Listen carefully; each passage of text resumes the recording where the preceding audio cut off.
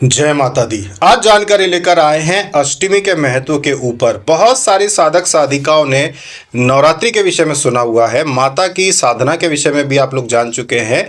ये सारी चीज़ें तो आपको पता है कि भाई अनुष्ठान करना होता है, सारी चीज़ें होती है, लेकिन अष्टमी का कितना ज़्यादा महत्व होता है। अष्टमी का पूजन न करने की वजह से सारी बाधाएं जो आपके घर पे आती है वो कैसे पहाड़ टूटता है, आज उसके विषय पे जानकारी लेकर आए हैं। अगर अष्टमी का पूजन पाठ आप नहीं करते हैं तो इससे से बहुत सारी विघ्न आती हैं। देखिए, अष्टमी और एक दिन और होता है, उन दो विषयों पे, दो तिथियों के विषय में हम आपको बताएंगे। पहला है अष्टमी।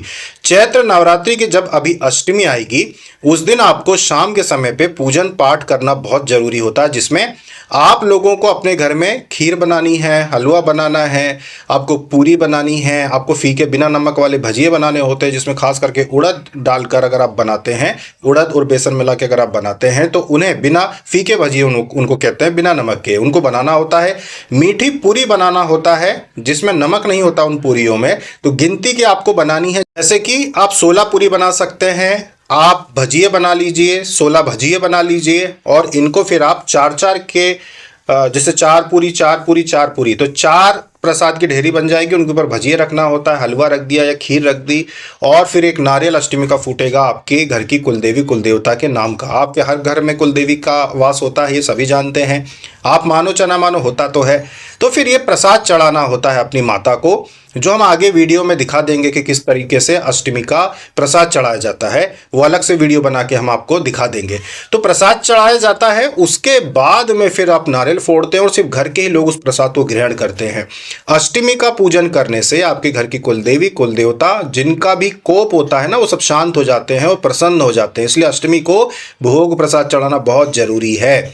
इसके लिए हम वीडियो बना देंगे अलग से कि कैसे चढ़ाना है, या फिर आप अपने जो भी आपका स्थान है उसके स्थान के अनुसार, यानी कि आपके राज्य के हिसाब से जो भी प्रथा है उसके अनुसार आप अष्टमी पूजन जरूर करें।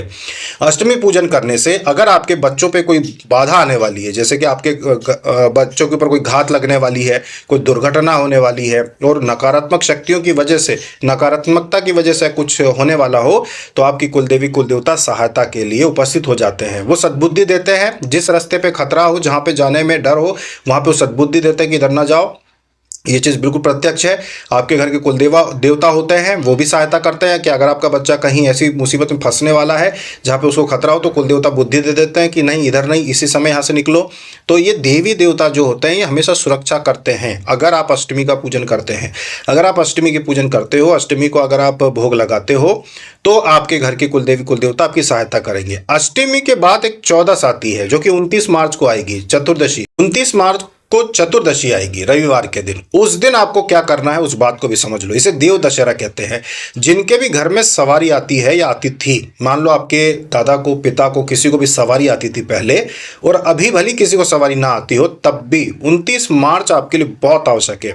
इस दिन आपको अपने गांव में या फिर अपने देवी का कोई स्थान हो, आपके देवता का कोई स्थान हो, सवारी का कोई स्थान हो, वहां पर, या फिर अपने जो भी सबसे नजदीकी मंदिर हो, वहां पर आपको एक नारियल की भेंट चढ़ा के आना बहुत जरूरी है। नारियल चढ़ा के आ जाओ, अगरबत्ती लगा के आ जाओ, या फिर दिया लगा के आ जाओ, जो भी आपकी सुविधा हो, ये बहुत जरूरी होता है। तो चतुर्दशी यानी कि इसको देव दशहरा कहते हैं। एक दशहरा तो ये होता है जो नवरात्रि में अष्टमी नवमी दशहरा होता है, चतुर्दशी को देव दशहरा कहते हैं, जो कि 29 मार्च को आएगी। तो चतुर्दशी का जो देव दशहरा होता है ये घर की सवारी के लिए होता है, देवताओं के लिए होता है। तो अगर आपके घर में किसी भी पीढ़ी में पहले किसी को सवारी आती हो तो आपको इस दिन नारियल चढ़ाना ही है। तो अष्टमी का पूजन तो घर में करना ही करना है। 29 मार्च को जो भी समीप में आपके मंदिर हो वहां पर एक नारियल फोड़ कर आना है, और आपको वहां पर दिया लगा कर आना है। ये जो नारियल फोड़ेंगे इसका प्रसाद बट सकता है। देव दशहरे का यानी कि 29 मार्च का जो आप मंदिर में नारियल चढ़ा के आओगे या फोड़ के आते हो, वहां पर रख के नहीं आना है, फोड़ के आ जाओ आप। तो उसको आप बांट सकते हो सभी लोगों में, जिसको भी चाहो उसको बांट सकते।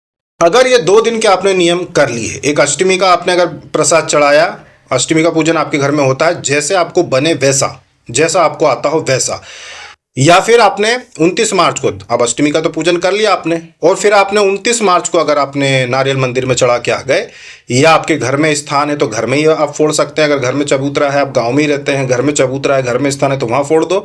या फिर गांव में हो, खेत में हो, कहीं भी स्थान हो आपके घर की सवारी का, उस स्थान पे जाकर अगर आपने नारियल फोड़ के आ गए तो ये समझ लीजिए कि ये वर्ष भर आपकी सहायता करते हैं, सुरक्षा करते हैं।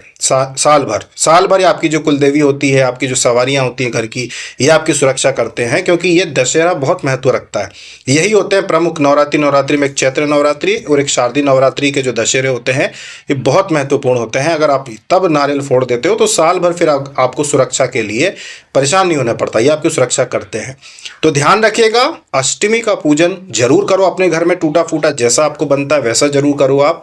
और चतुर्दशी यानी कि 29 मार्च को नारियल जरूर अपने घर के देवताओं के नाम पर चढ़ाओ। जिनके घर में सवारी आती हो, ये उन लोगों के लिए है। जिनके घर में किसी को सवारी नहीं आती थी उनको आवश्यक नहीं है, वो सिर्फ अष्टमी का पूजन करें। जो 29 मार्च का है ना, वो उनके लिए जिनके घर में किसी को सवारी आती हो पहले, तो उन लोगों को ये करना है। या फिर अभी आती हो सवारी, उन लोगों को भी अपने स्थान पे जाके फोड़ना है। और कोई स्थान नहीं है तो नज़दीकी मंदिर में आप फोड़ कर आ जाओ। तो ये प्रयोग जरूर करो, इसको करोगे तो आप सुरक्षित रहेंगे, आपके घर के देवी देवताओं की शक्ति और बढ़ेगी, और बहुत सारी ऐसी विपदाएं होती हैं जो अनचाही होती हैं वो नहीं आएंगी। अपने आप आपको सद्बुद्धि की प्राप्ति होगी और आप सही निर्णय लेंगे। जय माता दी। राधे राधे राधे कृष्णा, राधे राधे राधे कृष्णा, राधे राधे राधे कृष्णा, राधे राधे राधे